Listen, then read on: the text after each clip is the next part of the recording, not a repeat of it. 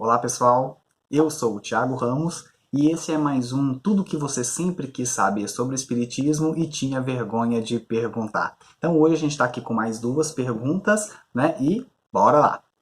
Uma pessoa que vive dentro, né? Uma pessoa que vive dentro da doutrina espírita, faz trabalhos voluntários, estudos da doutrina e tem um discurso mandão, egoísta, controlador. É uma pessoa, né? E quem fez a pergunta colocou uma reticência.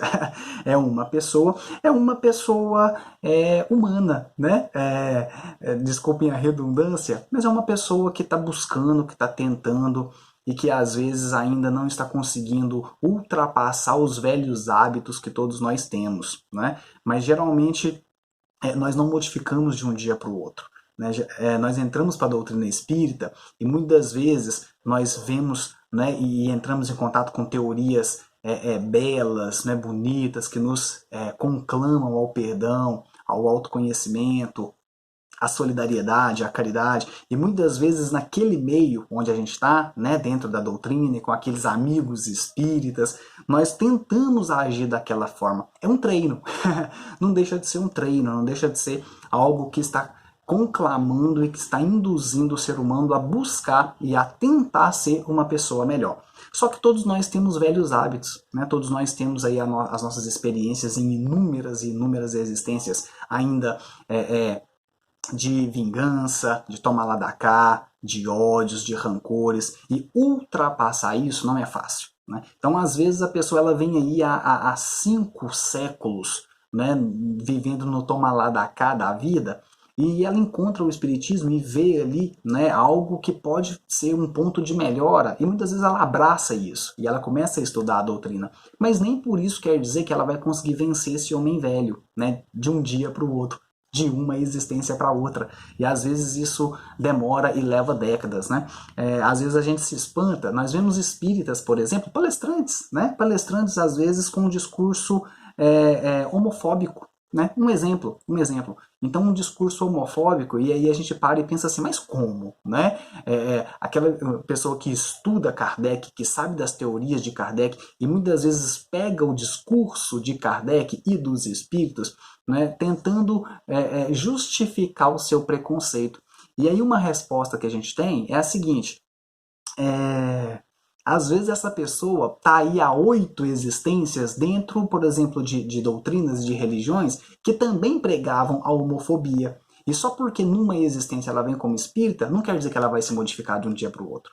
Né? Ela tem todo um passado, ela tem uma bagagem de 500, 600, 700 anos de práticas homofóbicas. Então, como que ela vai se alterar de um dia para o outro? Então, muitas vezes, quando o discurso sai da boca, né, é porque ele está direcionando algo que a gente deseja, mas não quer dizer que a gente já faz aquilo. Né? E nós temos que entender esse processo de modificação humana que é lento, não é de um dia para o outro, a natureza não dá saltos. Né? Então, muitas vezes nós somos levados a interpretar essa pessoa como hipócrita mesmo, né? Como um fariseu, porque aí é que está essa diferença. Né? Se for uma pessoa que já sabe de todos esses processos e mesmo assim decide conscientemente ser aqui de um jeito e aqui atrás agir de outro, aí sim é um hipócrita, né? E aí Jesus não poupou adjetivos com essa turma, né? Quando ele passou por aqui, ele chamou isso de sepulcros caiados, né? Que era uma raça de víbora. Só que, por outro lado, aquele que já estava tentando, e é por isso que a doutrina espírita nos fala que o único conceito de espírita que nós temos é aquele que tenta vencer as suas más tendências. Então, esse que tenta, né, que tem esse esforço, mesmo que não consegue, tem que ser dada a oportunidade. Né? Jesus, por exemplo, se Jesus não fosse, se fosse barrar esse processo daqueles que às vezes queriam algo, mas agiam diferente, ele não teria nem discípulos. Né? Então, Pedro, que o negou, né? Judas que o traiu, o próprio João certa vez virou para Jesus e falou, mestre, aquele povo ali não quis te receber, né? O senhor quer que manda vir um raio do céu para matar aquele povo todo? Né? E pelo contrário, Jesus então, né? O João é conhecido como aquele discípulo a quem ele mais amava, porque aquele que mais precisa é aquele que, né? Aquele que está demonstrando naquele momento uma dificuldade de compreensão das leis divinas, ele é o que precisa de mais atenção. Tá, ok? Então muitas vezes nós somos levados a pensar que essa pessoa é hipócrita, né? Fingida, e em algumas vezes pode até ser, mas quando ela se esforça para conter essas más tendências, ela é um ser humano que está buscando a sua regeneração. E todos nós estamos, né? Tiago, e essa história do Brasil ser o coração do mundo, pátria do evangelho, né, com tudo que acontece por aqui, tanta corrupção, miséria, descaso por parte dos governantes, né, onde esse coração do mundo foi parar? Né? Não parece meio fantasioso e forçado? Veja bem, justamente por causa de tanta corrupção, tanta miséria, tanto descaso por parte dos governantes, é que nós somos o coração do mundo e a pátria do evangelho. Quando a gente ouve falar essa frase, geralmente a gente acha que aqui só teria pessoas evangelizadas, né? Mas aí a gente esquece de uma coisa. Jesus disse assim, eu vim para os que estão doentes, não é para os que estão sãos, porque os que estão sãos não precisam de médico, mas aqueles que estão doentes. Se nós somos a pátria do evangelho, é porque nós não somos uma nação de evangelizadores. Nós só interpretamos errado. Nós somos uma nação de doentes. Então o Brasil foi aquela nação do mundo que acolheu todos esses doentes do coração, da mente, do espírito e que mais precisa do evangelho, porque Jesus veio, foi para eles. Ou seja, Jesus veio para nós, doentes ainda do espírito. Então o Brasil, quando principalmente o Chico, e o Humberto de Campos trouxe essa fala de que nós somos o coração do mundo e a pátria do evangelho, é porque no fundo nós somos uma nação que acolheu todas essas pessoas que mais precisavam do evangelho.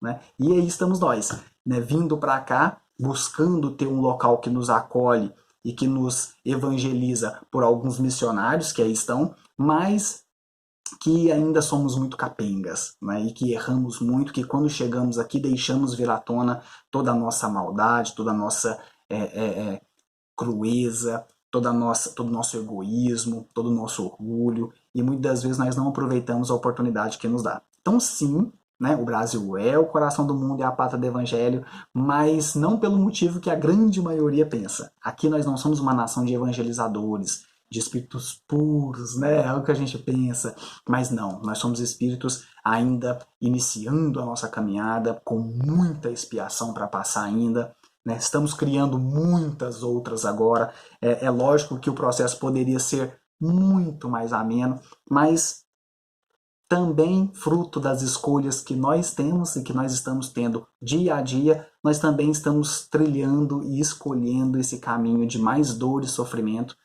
que teremos ainda muito pela frente. Né? E geralmente é assim que a gente aprende, infelizmente, mas é por isso. É porque nós somos ainda uma nação de doentes. Né?